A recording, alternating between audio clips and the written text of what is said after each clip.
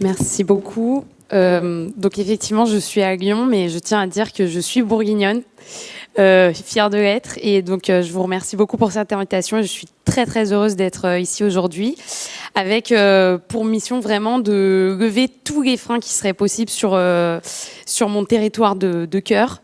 Donc, le but de cette présentation, c'était vraiment c'est assez dense, vous verrez, effectivement. Rassurez-vous, parce que je vous vois tous prêts à noter, vous aurez tout dedans. Donc, on a vraiment fait quelque chose de très complet.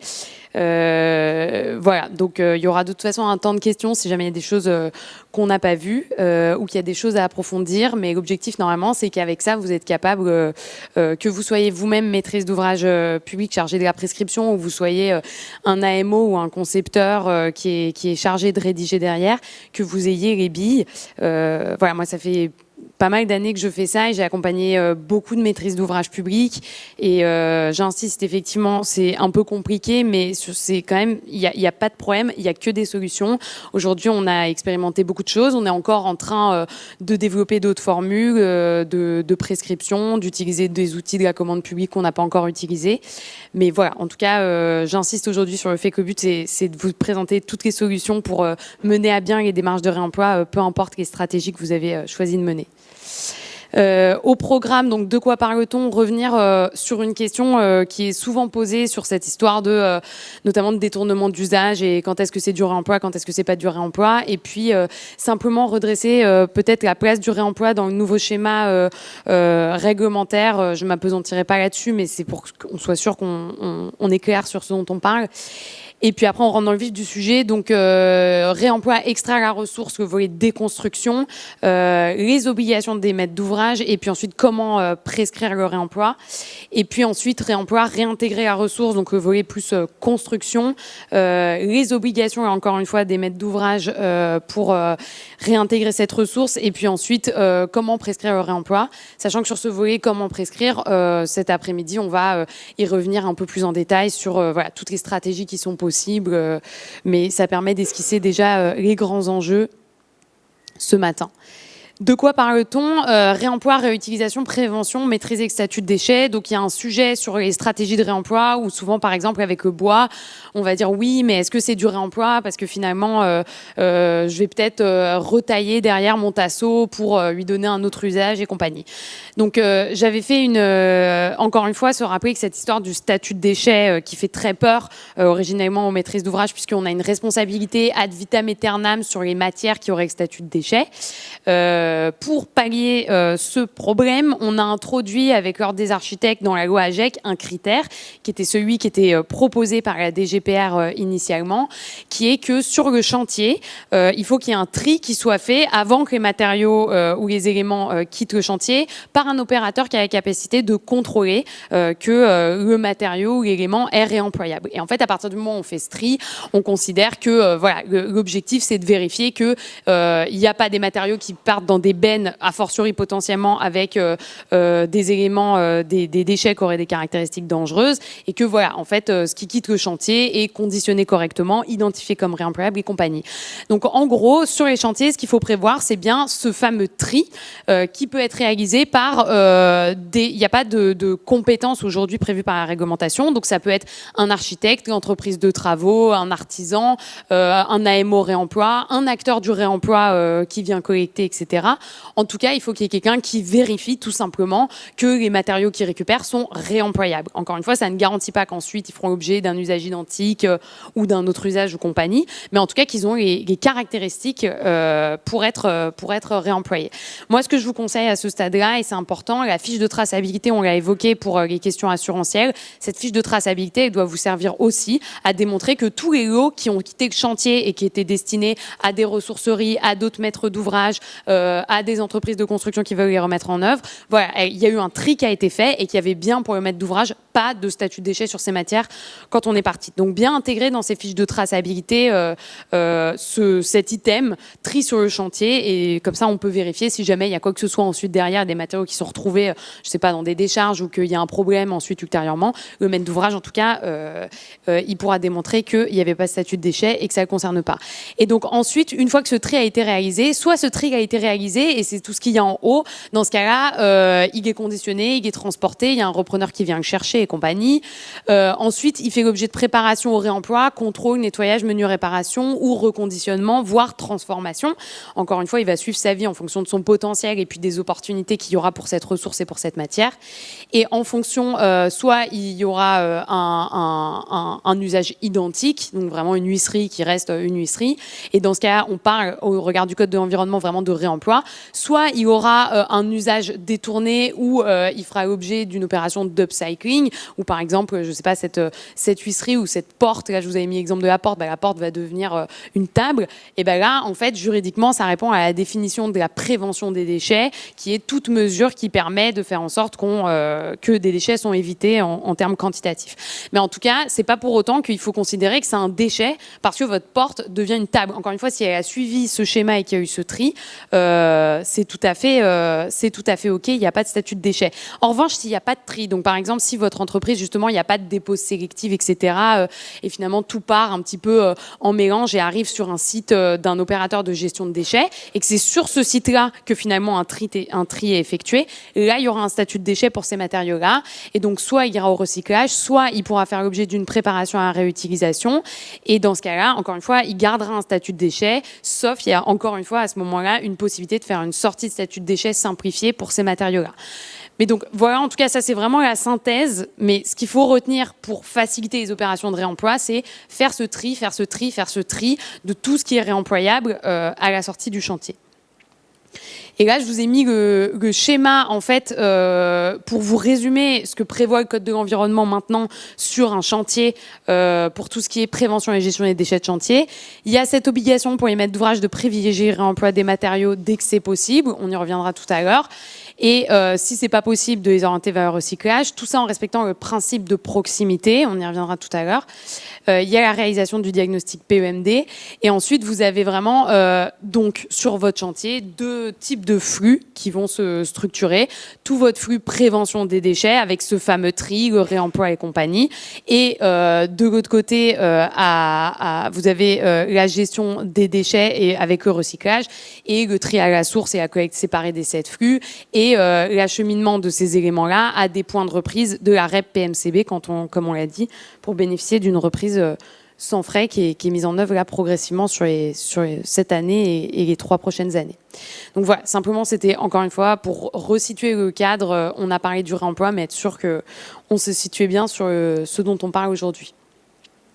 Et donc rentrons dans le vif sur cette question de la prescription dans la déconstruction. Concrètement, comment est-ce que ça s'organise la prescription du réemploi? Les obligations des maîtres d'ouvrage publics, elles sont très claires, on l'a vu tout à l'heure, c'est obligation de privilégier le réemploi conformément au principe de proximité qui consiste à assurer la prévention des déchets de manière aussi proche que possible de leur lieu de production et de répondre aux enjeux environnementaux en contribuant au développement de filières professionnelles locales et pérennes. Donc ça, c'est quelque chose qui existe depuis de très nombreuses années, hein, ça ne date pas de la loi AGEC, mais bon, c'était tombé complètement à la trappe. Donc en tout cas, c'est l'obligation de base des maîtres d'ouvrage, c'est de privilégier le réemploi conformément au principe de proximité. Donc voilà, ça, encore une fois, ce principe de proximité, il n'y a pas de périmètre défini, mais ça implique un travail de sourcing pour identifier quelles sont les filières qu'on pourrait encourager et auxquelles on pourrait avoir recours pour l'opération de réemploi et la prévention des déchets. Les outils pour respecter cette obligation, parce que justement, comme je vous disais, cet article-là, il existe depuis des années et tout le monde passait à côté. Donc, avec la loi AGEC, on s'est dit, on va utiliser, on va imposer un diagnostic PEMD pour obliger les maîtres d'ouvrage dans les grosses opérations à mettre en œuvre cette hiérarchie des modes de traitement et ce principe de proximité. Donc, vous avez ce diagnostic produits, équipements, matériaux, déchets qui est réglementaire, qui est obligatoire depuis cet été. Et vous avez un autre outil qui est contractuel, qui est le diagnostic ressources, généralement qui vient compléter votre diagnostic PEMD et qui vient approfondir voilà, les hypothèses et la caractérisation des matériaux de réemploi, ou quand on n'est pas soumis au diagnostic PEMD, qui vient s'y substituer pour structurer la démarche de réemploi et prévoir une stratégie conformément au principe de proximité. Ce diagnostic PEMD, je suis revenue là-dessus parce que je pense que c'est quand même important de répondre à certaines questions vu qu'il est en vigueur simplement depuis cet été, avec plus de 2 ans de retard. Donc en fait, c'est un diagnostic, comme on l'a vu, qui vient en fait d'une évolution d'un diagnostic réglementaire qui existait depuis 2011, mais qui était fait dans 1 cas sur 10, qui est le diagnostic déchets, qui avait vraiment vocation à identifier en amont des opérations de démolition tous les déchets qu'on allait pouvoir générer et de les flécher déjà vers des filières de recyclage à proximité et quand c'était pas possible, des filières d'élimination. Et en fait, en parallèle, vous aviez des acteurs du réemploi qui avaient développé le diagnostic ressources, qui était vraiment à l'initiative des maîtres d'ouvrage qui avaient envie de se lancer. Et l'objectif, c'était vraiment non pas de s'intéresser aux déchets et comment on pourrait les recycler, mais d'identifier dans une logique, comme son nom l'indique, de ressources, tout ce qu'on pourrait extraire et qu'on pourrait réemployer par la suite. Et donc, en 2020, le législateur a un petit peu fusionné ces 2 choses, en tout cas dans l'esprit, pour créer ce diagnostic produits, équipements, matériaux, déchets. Avec cet objectif d'assurer une gestion conforme à la hiérarchie des modes de traitement et au principe de proximité, puisque, encore une fois, ce n'était pas le cas jusqu'à maintenant, même si c'était obligatoire, d'augmenter les taux de réemploi et de valorisation et d'améliorer la traçabilité des déchets de chantier en ayant ce premier audit de base pour savoir ce qu'il y aurait et ensuite pouvoir demander au maître d'ouvrage de justifier ce qui en était devenu à l'issue du projet. Donc c'est bien un diagnostic qui pèse sur les maîtres d'ouvrage. Les opérations qui sont concernées, c'est non seulement les travaux, mais aussi les démolitions, mais désormais aussi les rénovations significatives. Donc maintenant, on a la définition dont je vous fais grâce très clairement des rénovations significatives dans le Code de la construction et de l'habitation. Et ça va concerner les bâtiments dont la surface cumulée de plancher de l'ensemble des bâtiments qui sont concernés par l'opération de travaux sont supérieurs à 1000 m². Donc ça reste obligatoire que pour les grosses opérations. Mais encore une fois, rien ne nous empêche ensuite de le faire en dessous, de s'y soumettre, en tout cas d'opter pour cette prestation, même quand c'est pas une obligation réglementaire. Et ça concerne aussi les bâtiments qui ont accueilli des activités potentiellement où il y a eu des substances dangereuses, donc forcément là plus dans une logique de déchets dangereux pour bien organiser l'évacuation de ces matériaux-là.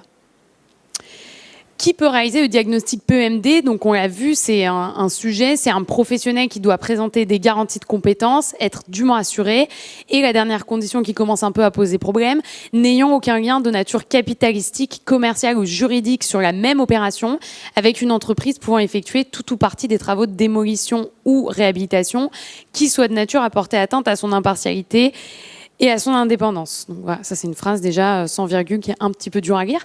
En gros, c'est une condition d'impartialité. L'idée du législateur, c'était de dire on veut pas que ce soit les entreprises de démolition qui fassent les diagnostics PEMD, parce que ces petits malins, on sait qu'ils récupéraient déjà plein de choses, souvent sans le racheter. Et donc en fait, on sait qu'ils sont bien conflictés et que ils vont potentiellement nous faire des diags dans leur intérêt pour ensuite récupérer des choses.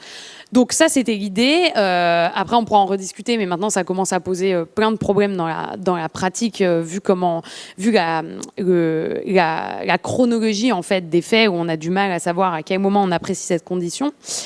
Mais pour revenir sur ces conditions de compétence, aujourd'hui, on a fait une version très large des compétences. Donc il faut que le diagnostiqueur puisse fournir la preuve de ses compétences en matière de prévention et de gestion des déchets, ainsi qu'en matière de technique du bâtiment ou d'économie de la construction, avec au choix l'une des preuves suivantes, soit un diplôme qui sanctionne au moins 2 années d'études postsecondaires dans ces domaines, soit une expérience professionnelle de 3 ans dans ces domaines, soit, et c'est ce que j'ai appris à clause open bar, toute preuve de la détention de compétences en matière de prévention des déchets, technique du bâtiment, économie de la construction, donc en fait ce que vous voulez. Donc en gros, aujourd'hui, au début, c'était un petit peu l'enfer pour les maîtres d'ouvrage de savoir quoi demander comme preuve, parce que du coup c'était tellement large qu'on avait du mal à savoir est-ce que le diagnostiqueur était vraiment compétent. Il y a beaucoup de formations spécifiques qui ont été montées par des organismes, donc aujourd'hui c'est aussi une preuve qui peut vous être apportée, c'est ce certificat-là. Mais voilà, encore une fois, ça risque de se restreindre dans les prochaines années pour recentrer autour de certaines formations, voire certification, mais c'est pas le but non plus. Mais aujourd'hui, en tout cas, c'est très large, donc il y a beaucoup de personnes qui peuvent faire un diag PEMD. L'assurance, c'est une assurance spécifique. Donc ça, je vous ai mis une note de synthèse après sur quoi demander aux diagnostiqueurs, mais il faut bien vérifier qu'ils ont cette garantie assurantielle. Et ensuite, une fois qu'on a fait ce diag PEMD, il y a des obligations de transmission. Une obligation de transmission au CSTB du diagnostic et du formulaire de récolement à l'issue du chantier, sachant que les maîtres d'ouvrage peuvent aussi donner leur accord pour rendre publiques certaines informations, notamment pour que la plateforme du CSTB puisse servir un petit peu de vitrine et de visibilité s'il y a d'autres maîtres d'ouvrage sur le territoire qui sont intéressés pour récupérer des choses. À voir encore une fois si ce sera vraiment efficace en termes de timing, de publication, voilà, et en termes de fonctionnalité aussi de la plateforme du CSTB, si ça permettra vraiment de mettre les maîtres d'ouvrage en lien. Mais en tout cas, c'est une possibilité qu'il faudra tester.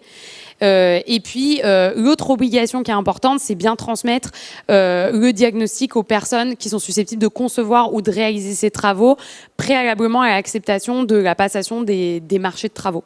Donc, encore une fois, les entreprises de travaux doivent se voir communiquer dans les pièces à titre informatif le diagnostic.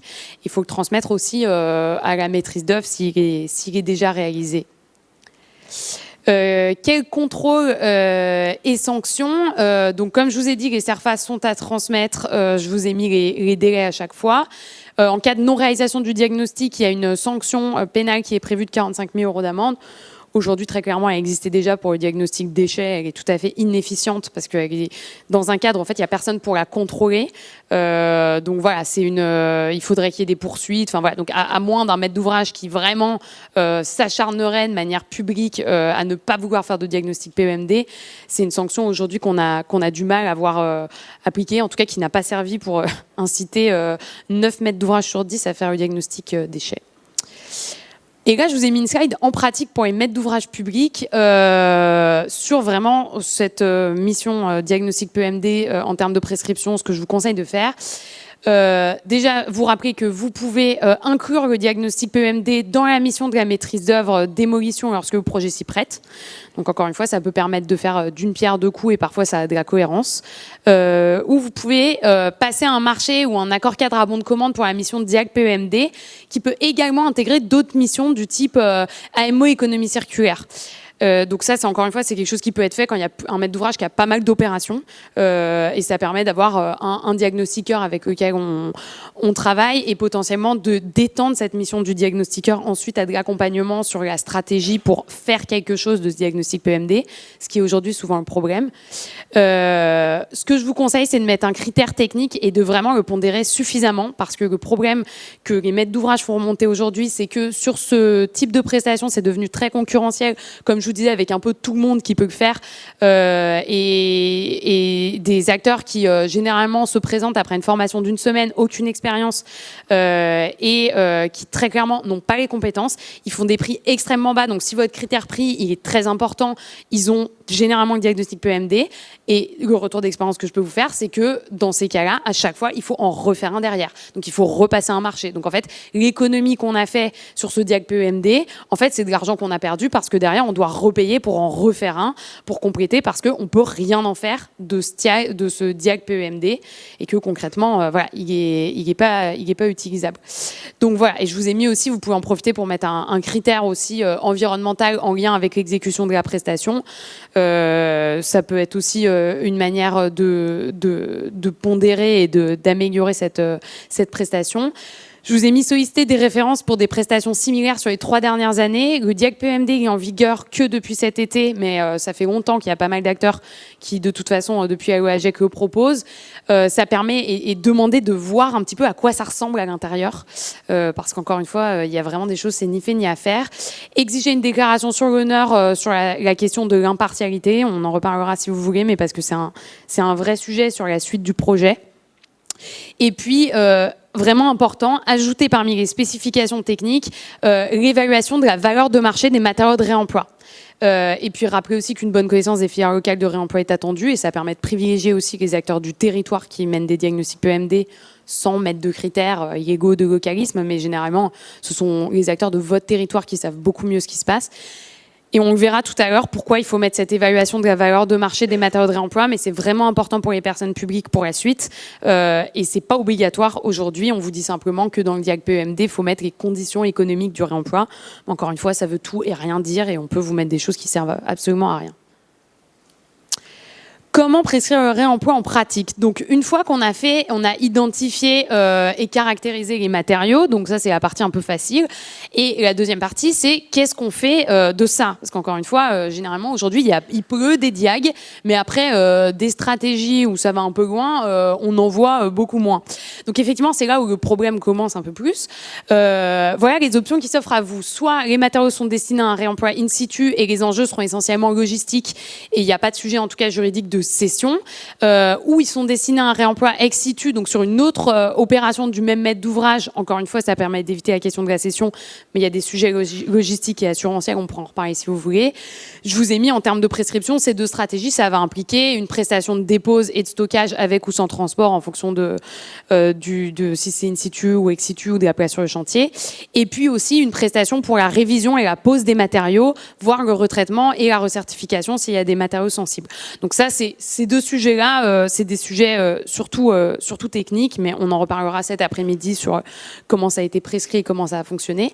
Le sujet sur lequel je veux détailler avec vous, c'est soit l'autre solution, qui est souvent une bonne solution au début, c'est de céder à d'autres maîtres d'ouvrage ou à des professionnels de la construction pour un réemploi sur d'autres projets ou à des associations spécialisées du territoire les matériaux. Donc ça, c'est souvent ce qui est privilégié.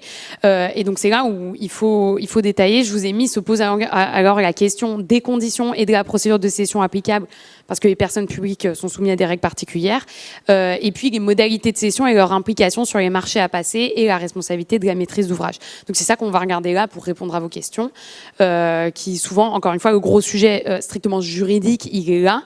Et puis la dernière option que vous avez, je vous ai fait une slide pour vous éclairer sur cette question, c'est vous pouvez aussi les déposer dans une zone dédiée au réemploi dans le cadre d'un point de reprise de la REP PMCB. Et je vous dirai pourquoi, selon moi, ça reste la dernière dans l'ordre des solutions à privilégier. La cession des matériaux de réemploi rappelle des règles du CG3P, Code général de la propriété des personnes publiques. Donc que du bonheur. En gros, la petite difficulté, c'est que à partir du moment où on n'est pas sur des déchets, on est vraiment sur des biens mobiliers qui ont une valeur pour les personnes publiques. Et donc dans ce cas-là, il y a des règles. Encore une fois, c'est normal. Enfin, on repense, parce qu'on a l'impression qu'ils font ça exprès pour nous nuire, mais en fait, en réalité, c'est quand même pour protéger les deniers publics, l'intérêt général, etc. Donc on peut pas, il faut pas qu'on puisse céder tout n'importe comment à n'importe qui à n'importe quel prix. Donc concrètement, les règles applicables, elles vont différer selon les maîtres d'ouvrage. Vous avez un bloc l'État et les établissements publics de qui ont des règles, là pour le coup, vraiment très très très contraignantes, et les collectivités, leurs groupements ou les autres types d'établissements publics territoriaux, et eux pour le coup, il y a déjà plus de souplesse et de fenêtres de tir. En gros, je vous la résume, vous pourrez en prendre connaissance en détail quand vous êtes sur des projets avec une maîtrise d'ouvrage qui relève de l'État. On peut pas en principe les céder à un prix inférieur à la valeur vénale ou de marché. Il y a une première condition qu'il faut qu'il y en ait plus l'usage. Donc encore une fois, il faut dans l'ordre bien envisager le réemploi in situ ou ex situ pour les maîtrises d'ouvrage de l'État. Et ensuite, donc, on doit les vendre à la valeur vénale ou de marché. On va y revenir un petit peu plus tard, comment on l'a calculé et compagnie, mais j'avance vite parce que l'État, ça ne concerne pas non plus beaucoup de maîtrises d'ouvrage, je pense, aujourd'hui. Mais en tout cas, la procédure spécifique, c'est suggérer les éléments et les matériaux à l'administration chargée des domaines. Donc ça, c'est obligatoire, sauf dans certains cas, mais généralement, il faut le faire. Donc il faut solliciter l'administration des domaines. Et puis, ensuite, il y a une obligation de publicité et de mise en concurrence. Donc la cession de ces matériaux-là, on est obligé soit de passer par une adjudication publique, soit par un marché d'enlèvement. Et il y a a des exceptions, pareil, pour la cession amiable, mais encore une fois, personne n'utilise ça. Donc voilà, ce qu'il faut retenir, c'est que quand c'est l'État, il y a vraiment donc services déconcentrés, préfecture et compagnie, il faut ou des établissements publics de l'État, il faut respecter ces règles-là. Si l'administration des domaines vous dit je n'en veux pas, là vous pouvez faire votre propre, vos services peuvent faire leur propre publicité et mise en concurrence, mais sinon c'est les services des domaines qui gèrent.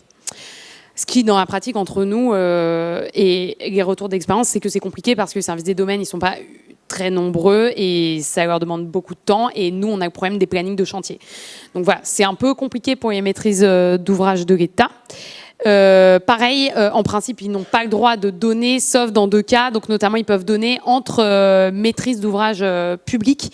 Donc ça, encore une fois, c'est intéressant. Ça reste une bonne solution justement pour éviter la vente via le service des domaines et compagnie. En revanche, voilà, il faut vraiment que ce soit pour une autre maîtrise d'ouvrage public qui va l'utiliser sur ce chantier. Il faut que la valeur des matériaux soit inférieure à 300 €. Mais donc ça, c'est une porte de sortie. Et après, il y a une autre porte de sortie pour les associations reconnues d'utilité publique, mais personne ne l'utilise parce que aujourd'hui, il n'y a pas d'association reconnue d'utilité publique qui intervient sur ce sujet-là. Les maîtres d'ouvrage collectivité, donc là, ce qui nous intéresse plus, parce que c'est la majorité des maîtres d'ouvrage publics, donc pour le coup, ils peuvent disposer librement de leur domaine privé, mais ils doivent respecter certaines conditions. Donc déjà, principe, pareil, on doit céder à un prix qui correspond à la valeur vénale ou valeur de marché. J'insiste sur le fait que ça veut dire vendre à la valeur de marché, ça ne veut pas dire vendre au prix le plus élevé et au mieux disant. Donc encore une fois, ça ne veut pas dire qu'on est obligé de faire une enchère et de vendre au mieux disant. On peut fixer la valeur de marché et le vendre à cette valeur sans mettre aux enchères. Pour connaître cette valeur, il y a plusieurs possibilités. On peut recourir à des expertises domaniales. Donc là, on peut solliciter le service des domaines, mais je vous déconseille parce que vraiment, ils sont déjà sous l'eau. Ils n'ont pas que ça à faire d'aller évaluer les huisseries de tous les chantiers de France. Sinon, on peut avoir recours à des expertises domaniales, à des études de marché, à des codes quand elles existent, à la mise en concurrence et le service même de la maîtrise d'ouvrage, le service qui gère le chantier, peut faire cette évaluation. Et c'est là où je vous ai dit, on revient sur ce que je vous ai dit tout à l'heure, je vous conseille de demander à votre diagnostiqueur de faire cette évaluation et de la justifier. Généralement, ce qu'ils vont faire, c'est qu'ils vont aller regarder notamment sur toutes les plateformes en ligne à combien est-ce que ça se vend aujourd'hui ce type de matériaux. Voilà, aller solliciter d'autres acteurs pour demander voilà combien vous me le reprendriez. Et ça permet de fixer une valeur de marché. Et pour la maîtrise d'ouvrage, ça permet d'avoir un justificatif et une expertise indépendante qui permet de dire voilà, on a fixé. Et vous allez voir ensuite la procédure en plus dépend de la valeur de marché. Donc voilà. Pour moi, c'est la meilleure solution. Vous pouvez aussi demander à votre AMO économie circulaire si le diagnostiqueur ne l'a pas fait, de le faire. Mais en tout cas, demander à un tiers, ça peut être bien.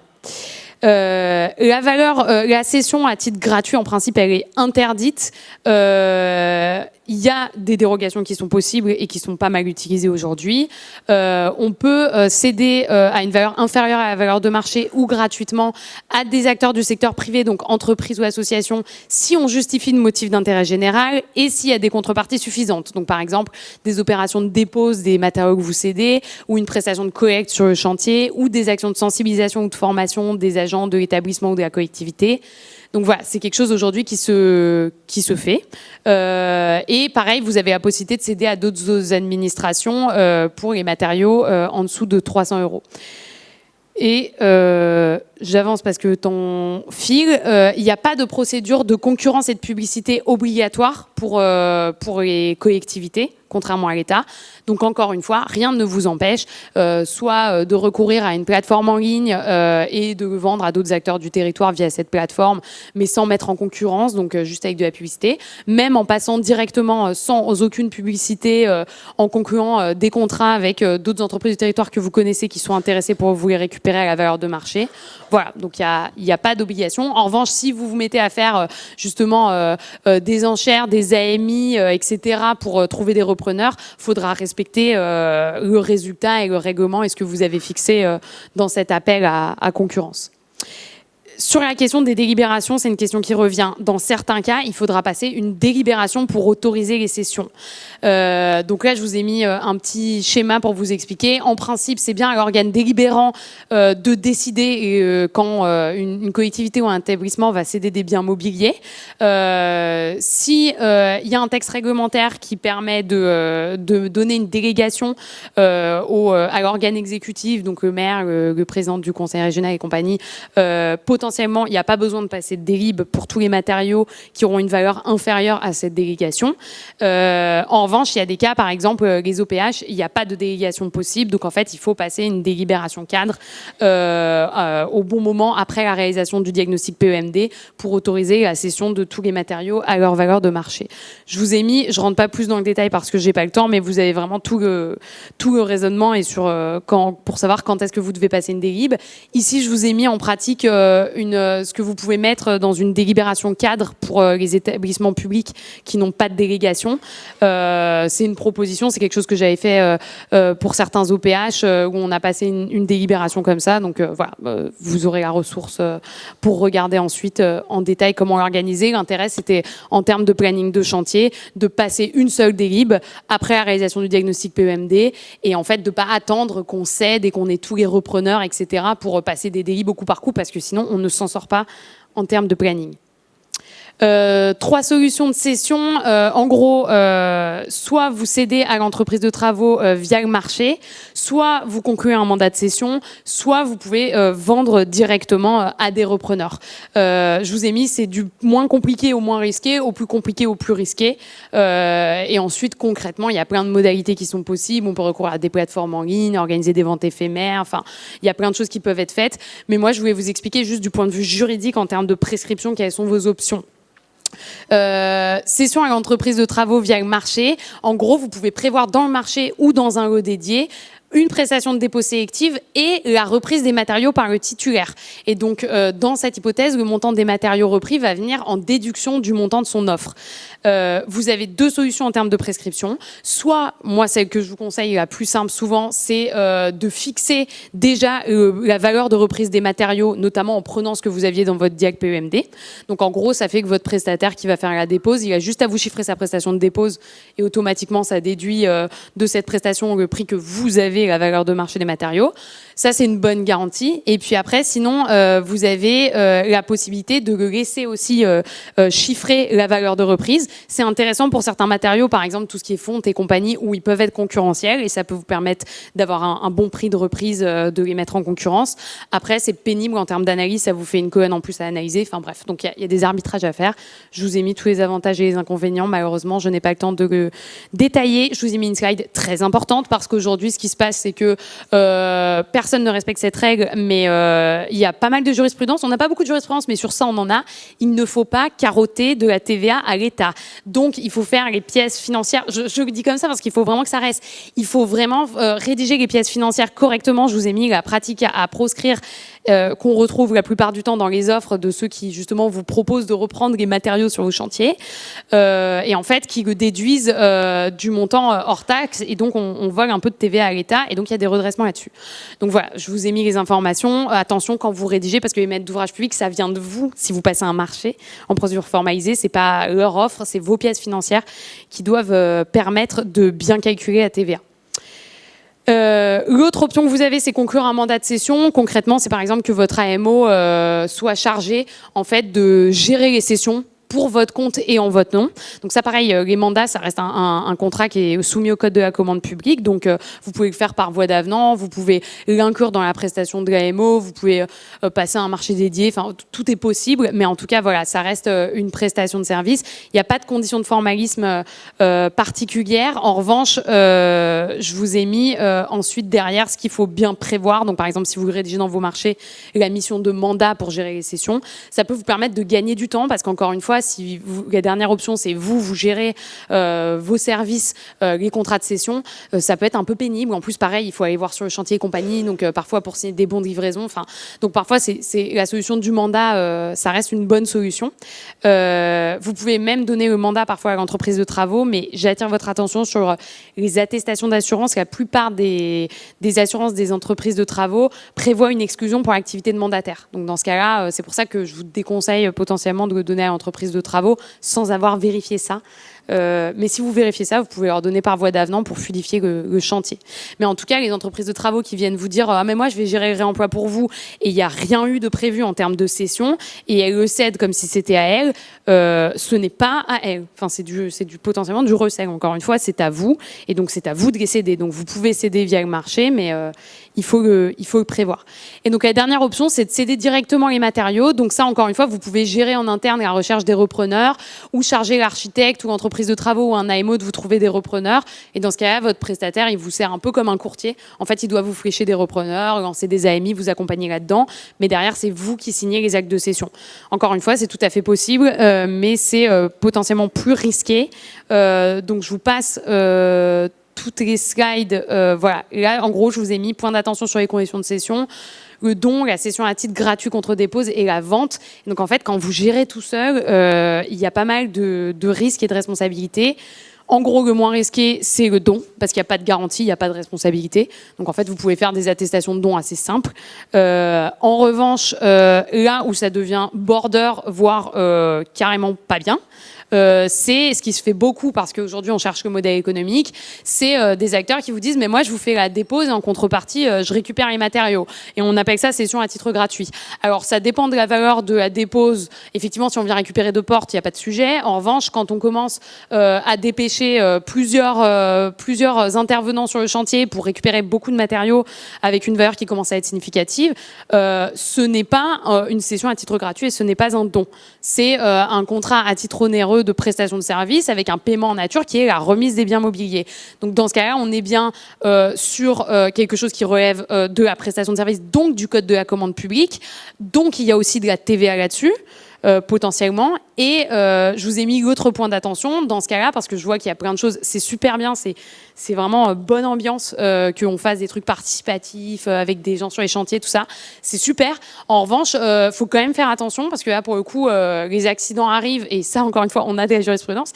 Donc, si on fait intervenir ces associations pour faire de la dépose et compagnie, vraiment se baquer très fortement sur le point CSPS en amont. Voilà, moi, c'est une solution que je ne préconise pas d'un point de vue juridique, vous l'aurez compris. Après, je sais que d'un point de vue économique, collaboratif, tout ça, c'est super. Mais voilà, moi, malheureusement, ma casquette fait que c'est pas forcément ce que je vous recommande. Et vaut mieux passer par un lot dédié, comme on l'a vu avant, et de donner. Vous pouvez faire un lot dédié réservé à une entreprise, à des acteurs de ESS ou d'insertion, ce que vous voulez. Mais en tout cas, de passer plutôt par ce type de méthode. Et la vente, je zappe parce que c'est un peu anxiogène, mais en gros, la vente, c'est très risqué juridiquement. Donc voilà, il faut faire un contrat, passer du temps sur vos contrats. Ne prenez pas les contrats que les gens vous donnent sans le faire valider par votre service juridique. Voilà, tout ça. Enfin, la vente, j'insiste là-dessus. Et simplement, la dernière solution qu'on a vue, c'est prescrire la REP pour le réemploi. Donc de mémoire, la REP PMCB prévoit la création de zones de réemploi au sein des points de reprise. Et sur ces points de reprise, ensuite, les exploitants ont l'obligation de les remettre gratuitement à des acteurs de l'ESS. Donc, vu comme ça paraît fantastique. Mais en fait, c'est pas génial. Pour les raisons qui suivent, en fait, déjà, les zones de réemploi ne sont pas dans l'intérêt de la maîtrise d'ouvrage. Déjà parce qu'on le remet à titre exclusivement gratuit, alors même que derrière, la dépose va générer un surcoût. Donc, c'est pas très intéressant. Ensuite, c'est pas dans l'intérêt du réemploi parce qu'il y a vraiment une incertitude sur le réemploi effectif des matériaux, puisqu'en fait, ça va faire une rupture dans la traçabilité. On ne sait pas comment elles vont être exploitées. En tout cas, aujourd'hui, ces zones de dépôt. Et on va perdre, en fait, toute une partie de la caractérisation. Et en fait, c'est parce qu'on a transposé, c'est quelque chose qui existe pour les REP mobiliers. Où vous savez, vous avez tous ces points de reprise réemploi, où derrière, ils remettent, les déchetteries, par exemple, vous remettent à des acteurs de ESS. Bien sûr, ça marche pour une table ou un canapé. Mais quand vous allez voir l'intervention de mon collègue après sur l'assurabilité, vous allez vous dire, ah oui, effectivement, effectivement, pour les matériaux, cette transposition n'est pas très opportune. Voilà, donc c'est pas forcément dans l'intérêt du réemploi. Et je vous ai mis en dernier, c'est pas forcément dans l'intérêt des acteurs de la filière du réemploi du territoire, puisque finalement, notamment les acteurs du ESS aujourd'hui, ils facturent le transport, la collecte, etc. Et que là, ils se retrouvent à devoir... Ok, ils y ont droit gratuitement, mais en fait, ils doivent venir les chercher, donc ils doivent payer pour ça. Donc en fait, aujourd'hui, c'est pas forcément la bonne solution. Et j'en ai rajouté une couche en vous disant qu'en plus, le maillage des points de reprise se met en place progressivement. Donc encore une fois, tout ça pour dire, c'est pas le Graal pour le réemploi, les points de reprise de la REP à ce stade. Dans la construction, quelles sont les obligations en matière de réemploi pour les maîtres d'ouvrage publics? Vous avez un article qu'on a fait modifier avec l'Ordre des architectes, encore une fois, pendant la loi AGEC, pour inscrire que dans le domaine de la construction et de la rénovation des bâtiments, la commande publique doit prendre en compte les exigences de lutte contre les émissions de gaz à effet de serre et de stockage du carbone et veiller au recours à des matériaux de réemploi ou issus de ressources renouvelables, mais en tout cas pour mettre une incitation. Encore une fois, aujourd'hui, il n'y a pas de contentieux sur ça, ce serait... Voilà, il n'y a pas de contentieux, mais il pourrait y en avoir. J'incite ceux qui veulent faire des contentieux pour essayer de faire reconnaître qu'effectivement c'est vraiment obligatoire. En tout cas, qu'il faut montrer qu'on a essayé de le faire. Mais en tout cas, voilà, il y a cet article dont ça vous permet de justifier la démarche. Dans la réglementation environnementale, donc là que pour la construction neuve, il y a une convention qui est prévue. Les matériaux de réemploi ont un impact nul sur tous les modules du cycle de vie, même le transport. C'est toujours la question qu'on me pose. Donc vraiment un impact nul. Donc encore une fois, c'est une incitation et c'est un levier important pour respecter la RE 2020 de recourir à des matériaux de réemploi. C'est un vrai levier. Et puis, vous avez aussi l'obligation, avec la loi climat, d'insérer des spécifications, des critères et des conditions d'exécution environnementaux. Et là, avec la loi industrie verte, ça va être probablement d'ici la fin de l'année. Ça s'accélère. Donc, c'est plutôt une bonne nouvelle parce que sinon, c'était 2026. Voilà, je pense qu'on a eu le temps de se préparer. Ça va, c'était 2021, ça fait 2 ans. Et en tout cas, le réemploi, voilà, avoir un projet avec du réemploi et des critères qui sont liés au réemploi permet vraiment de respecter cette nouvelle obligation où, pour le coup, je pense qu'il y aura pas mal de contentieux. Comment prescrire le réemploi en pratique au stade de la construction? Le réemploi dans la construction implique la gestion de plusieurs aspects par la maîtrise d'ouvrage, et ça, on va vachement le détailler cet après-midi. D'abord, l'aspect assurantiel qui va être abordé par mon collègue, bonne chance à lui. L'aspect prescription du réemploi dans le cadre de la mission de la maîtrise d'œuvre et des travaux. Donc ça, c'est plus moi. Pour le marché de conception, je vous ai mis, mais on reviendra sur le champ des possibles cet après-midi, mais il n'y a pas réellement de spécificité à signaler. Voilà, où il y a plein de possibilités, mais il n'y a pas de spécificité très très importante. En revanche, généralement, les problématiques commande publique réemploi sont essentiellement liées au marché de travaux. Les questions, elles vont varier en fonction du type d'approvisionnement. Il y a 3 solutions principales. Soit la fourniture des matériaux de réemploi par chaque entreprise de travaux, donc la fourniture est incluse dans les lots de travaux. Soit la fourniture des matériaux par une entreprise spécialisée. Dans ce cas-là, le sourcing et la fourniture des matériaux de réemploi font l'objet d'un lot dédié, parfois qu'on appelle le lot dit zéro. Soit fourniture des matériaux par le maître d'ouvrage, donc soit ça provient de ses propres chantiers, soit il a passé à un marché en parallèle de fourniture pour approvisionner le chantier. Dans les 2 derniers cas, je vous le mets, il faut vraiment prévoir un inventaire conjoint et contradictoire à l'issue de la dépose et au moment où les matériaux vont être proposés à l'entreprise qui doit les mettre en œuvre, pour établir la quantité de matériaux à réemployer et recueillir l'acceptation de l'entreprise de travaux. Ça, c'est une question qui se pose, c'est à quel point je peux imposer à l'entreprise de travaux d'utiliser des matériaux de réemploi qu'elle ne fournit pas. Et ben, ma réponse, c'est qu'en fait, en droit de la construction, elle sera toujours responsable des matériaux qu'elle pose. Sauf, encore une fois, on peut dire, sinon c'est une immixtion fautive de la maîtrise d'ouvrage, et donc ça veut dire que ce sera votre problème s'il y a un problème avec les matériaux. Donc tout ça pour dire que pour que ça se passe bien, si jamais il y a quelque chose après qui bug, le mieux c'est de prévoir dans le marché, dans le déroulement, ce moment contradictoire où simplement on fait audit à l'inventaire de ce qu'on va réemployer et on recueille l'accord de l'entreprise de travaux. La fourniture des matériaux de réemploi, dans tous les cas, ça va impliquer du sourcing. Donc, on va voir cet après-midi, vraiment s'informer sur qu'est-ce qui est disponible et le faire le plus en amont possible. La formulation d'objectifs dans les DCE. Et là, encore une fois, il faut réfléchir à comment on formule ces performances. Et je vous ai mis, pareil, faire très attention aux pénalités pour qu'elles ne soient pas dissuasives. Parce qu'aujourd'hui, comme on le disait, Le réemploi, ça reste compliqué au niveau logistique et en termes d'approvisionnement, donc parfois on n'y arrive pas. Et il ne faut pas dissuader les entreprises parce qu'il y a des acteurs qui reculent en voyant des pénalités, en sachant qu'en réemploi, il y a un aléa qui est trop important.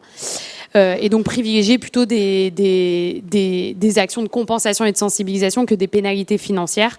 Ça permet d'encourager et puis d'éviter un marché infructueux parce que vous leur avez fait peur. Et puis, je vous ai mis aussi la passation de marché complémentaire en fonction des matériaux. Ça peut être nécessaire d'avoir des études complémentaires de caractérisation, une mission de requalification technique, une assistance à maîtrise d'ouvrage. Donc voilà, tout ça, c'est des choses, c'est du temps. Donc c'est ça qu'il faut anticiper un petit peu dès la phase de programmation. Et je vous ai mis le lien vers un guide sur la stratégie de prescription dans les marchés publics qui a été fait dans le cadre du programme européen FCRBE. Et mon dernier point sur lequel je vais vous mettre une slide ce matin, c'était sur la question de gérer l'aléa lié à la fourniture en cours d'exécution du marché, notamment s'il y a des matériaux introuvables, endommagés, qu'il y a un refus de l'entreprise ou un refus de l'assureur. Parce que ça, c'est un truc systématique aujourd'hui. Et généralement, le problème en termes de code de la commande publique, c'est qu'on se dit, mais c'est quoi le bon outil ? Comment on fait pour prescrire ça ? Comment on fait pour se baquer si jamais, finalement, il faut qu'on fournisse du neuf ? Et donc, dans ce cas-là, je rappelle que ne sont pas adaptées la variante qui doit être retenue ou écartée lors de l'attribution du marché.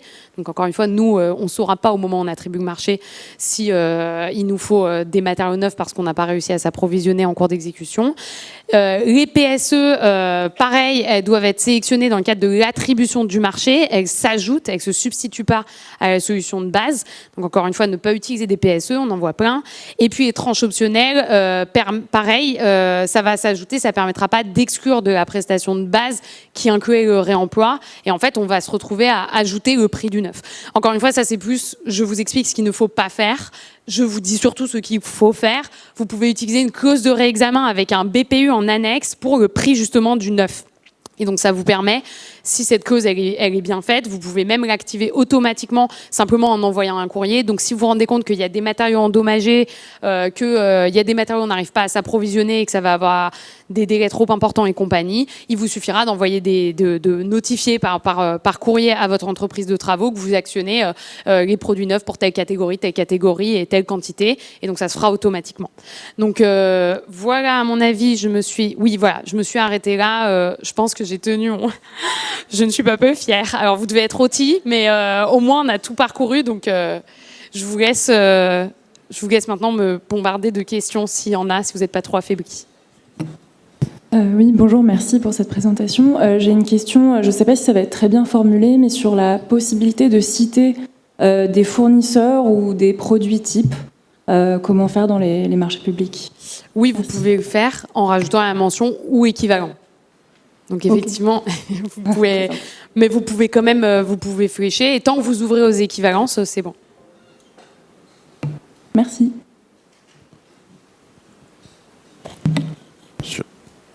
Sur les côtés, vous n'avez pas de micro, donc n'hésitez pas. On en a quelques-uns qui peuvent circuler dans la salle. Donc.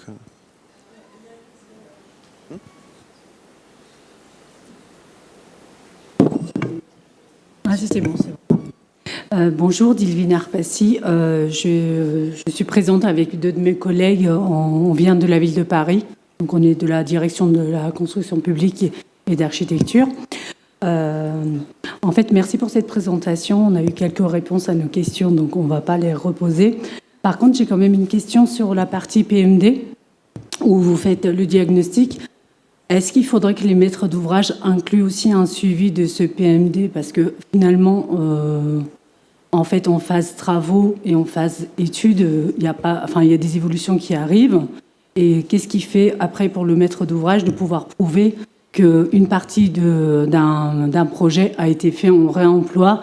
Au départ, initialement, c'était un pourcentage objectif, je ne sais pas, 10%. Et au final, finalement, on se retrouve avec 5% du réemploi.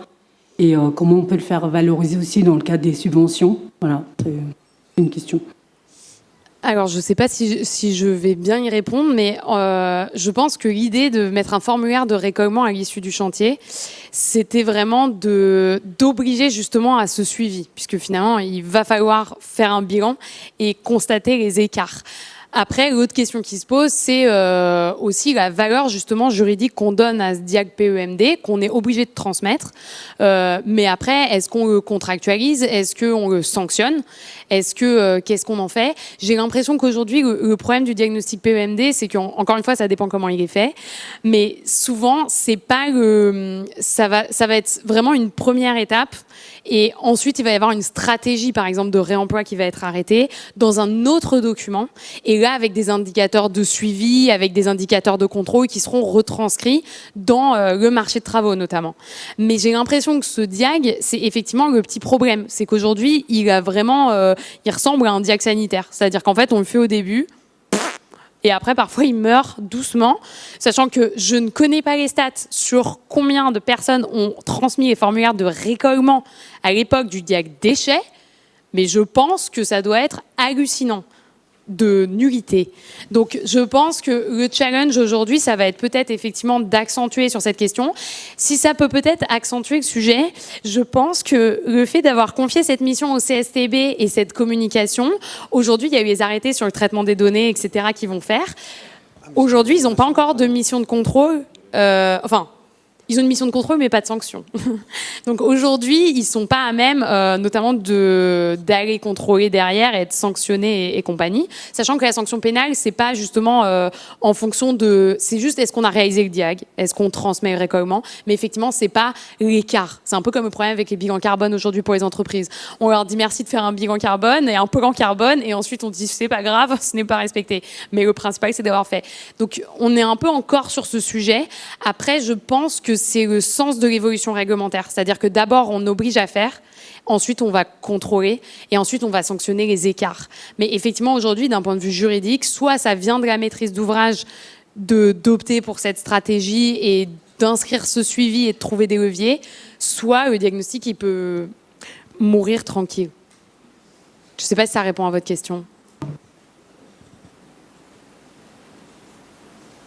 Je ne sais pas qui est maître. Oui, je voulais rebondir, si vous permettez. Louise Rouget, donc je suis chef du service déchets économie circulaire à la région. Merci beaucoup pour la question, la région parisienne, puisque nous, au niveau de la région, on est en train de réfléchir pour introduire des éco-conditions dans les aides que verse la région sur tout type de bâtiments. Et concernant le tri des déchets, justement, on voulait mettre au niveau de ce qu'on appelle le socle commun, donc en base, le fait de fournir le plan de gestion des déchets. On s'interrogeait un peu plus loin parce qu'on sait justement qu'il y a des difficultés pour déjà le réaliser. Et donc on voulait aller plus loin sur la fourniture d'autres documents qui démontrent qu'il y a eu effectivement une réflexion en amont et jusqu'à la réalisation du chantier. Alors, je pense que c'est une réflexion de toutes les collectivités, effectivement, aujourd'hui, de se dire comment on a mis une obligation. Généralement, on arrive à imposer cette obligation, mais ensuite, comment on la contrôle? Est-ce qu'on la sanctionne? Comment on la sanctionne? Et qu'est-ce qu'on demande comme justificatif, sachant qu'aujourd'hui, il faut un peu inventer ces justificatifs. Parce qu'il y a ce formulaire de récollement par rapport au diag PEMD, mais par exemple, si vous fixez un objectif, je ne sais pas, en disant sur les déchets, il faut au moins reprendre, par exemple, l'objectif européen, 70% de valorisation, dont 20% de réemploi. Imaginons. Ensuite, c'est 20% de réemploi, c'est ce que je vous disais, on en parlera plus cet après-midi, mais 20% de réemploi, comment on calcule? Est-ce que c'est en masse? Est-ce que c'est en coût? Est-ce que c'est, et ensuite, comment on valide et comment on vérifie sans que ce soit une usine à gaz? Donc, aujourd'hui, moi, je suis des travaux justement qui essayent de mettre en place ces outils de traçabilité qu'on peut demander justement, que les personnes publiques pourront demander à leurs interlocuteurs qu'ils ont subventionnés ou avec lesquels ils travaillent ou qui ont pris des engagements, des aménageurs et compagnie.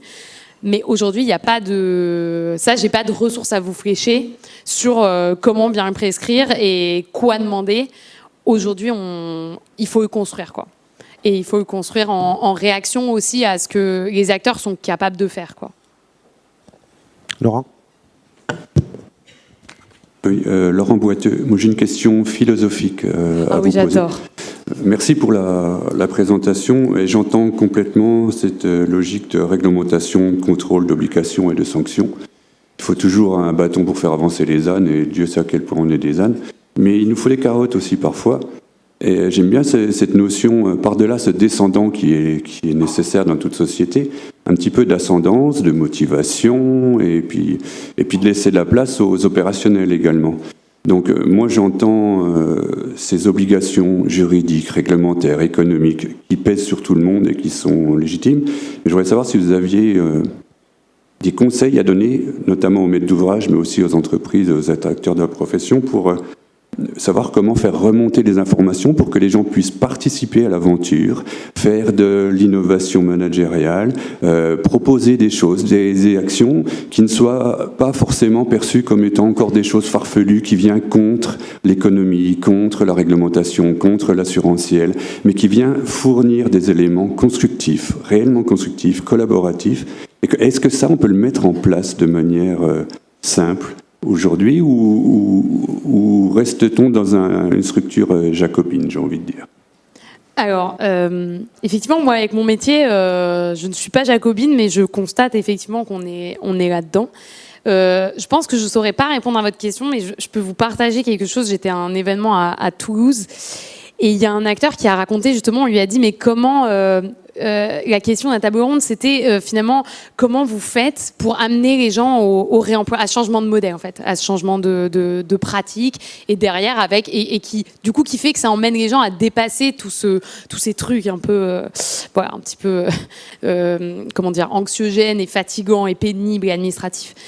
Et en fait, il a dit quelque chose qui m'a beaucoup touchée. Il a dit qu'en fait, il s'était rendu compte que ce qui fait que les gens veulent faire du réemploi, c'est l'histoire justement que ça amène, et qu'en fait c'est pas, et notamment c'est même pas, il dit moi je suis rentré par le sujet environnemental, la transition, la crise, tout ça, on va motiver les gens avec le carbone et tout, et il a dit en fait c'est pas ça qui font que les gens finalement maintenant adhèrent à tout ce qu'on fait, c'est les histoires. Et il donnait un exemple et il disait on a un projet, je sais plus dans quelle ville, où ils ont déposé tout le parquet d'un stade de basket. Je suis une grande fan de basket, donc forcément ça m'a touchée.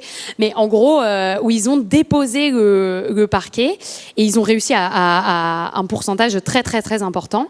Et en fait, ils ont raconté l'histoire que c'était cette équipe, c'était le premier match qu'ils avaient joué là, c'était là qu'ils avaient gagné tel match. Et en fait, ils ont raconté une histoire sur ce parquet, et en fait, ça a amené plein des collectifs qui voulaient récupérer pour faire tel projet, pour le transformer, d'autres qui voulaient le remettre en œuvre dans tel bâtiment.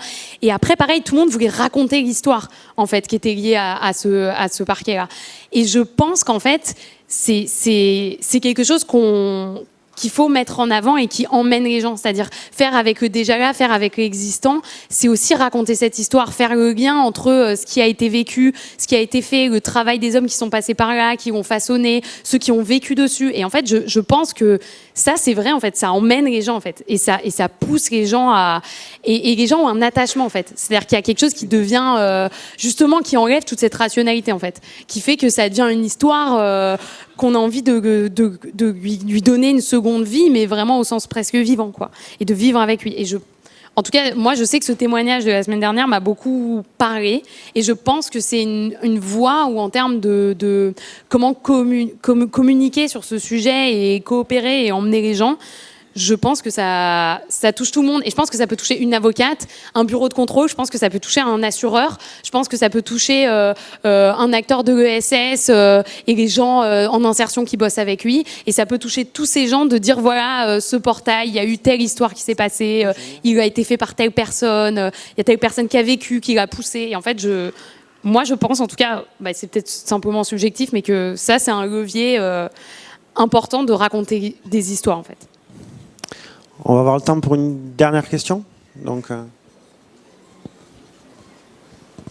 Bonjour, Elisa Warchal, Booster du Réemploi. Merci pour cette intervention. Et peut-être pour rebondir sur le message, ça me fait beaucoup penser aux toilettes de Teddy Riner dont on parle dans le cadre des Jeux Olympiques. Je pense que cette histoire, elle sera écrite.